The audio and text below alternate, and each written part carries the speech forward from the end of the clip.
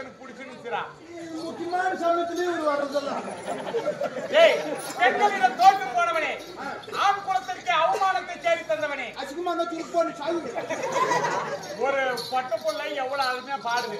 ஒரு பாட்டான உருப்படியா பாடுறா, நானானா சொல்லித்தரேன். அப்படியானா பாடுறா. ஆந்தங்குடி இளையராஜான்னு ஒரு நாட்டுப்புற பாடகர் இருக்கிறார் தெரியுமா?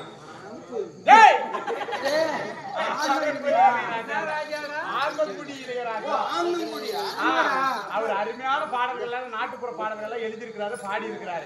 அதுல இருந்து ஒரு பாட்டு சொல்லித்தரேன், பொண்ணுக்கு அப்படியே பாடு.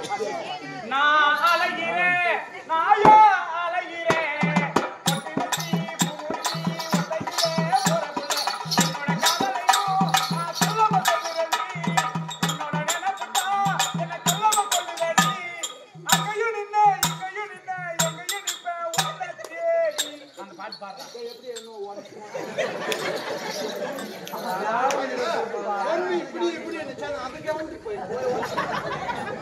கரெக்டா பாடுற, கரெக்டா புடிச்சுக்கணும்.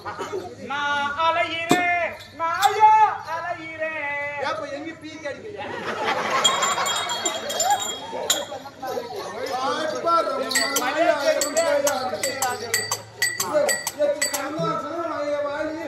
எப்படியெல்லாம் பாட்டு இருக்கிறா? பாட்டு பாடுறோம் நாயா சொல்றீங்க.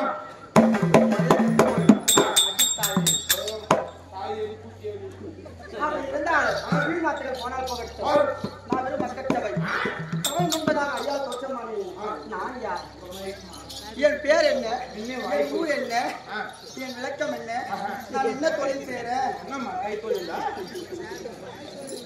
இல்லடா, எல்லாருக்குமே ஒரு ஒரு தொழில் இருக்குது. நீ பப்பு ஆடுற அந்த மாதிரி அந்த அம்மா பொண்ணு வேஷம் ஆடுது. அந்த வேஷத்துல என்ன ஒரு வேலை இருக்கிறாங்கன்னு கேளுன்றது.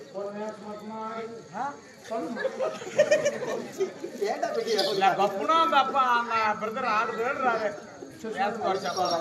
சரிம்மா, நான் ஊழல் நிலைய நிக்கணும். ஆமா, சுத்தி சோறு பால் தோற போகாத, நல்லவனா வாழ கத்துக்கோ. ஆமா, நல்லவனா வாழு. நாளைக்கு ஆக்சிடென்ட் ஆகி சாகுன்ற நல்லவனா இருந்தா நாளைக்கே போயிருக்கோம்.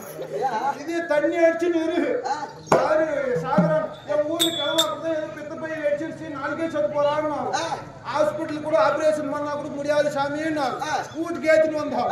இவன் இன்னைக்கு நாளைக்கு செத்து போறான்னு நாங்களும் பார்த்து நிக்கிறோம். 4 மாசம் ஆச்சுன்னு சாகல போற சாரை முடிச்சுக்கிறாங்க. அந்த மாதிரி கேள்வி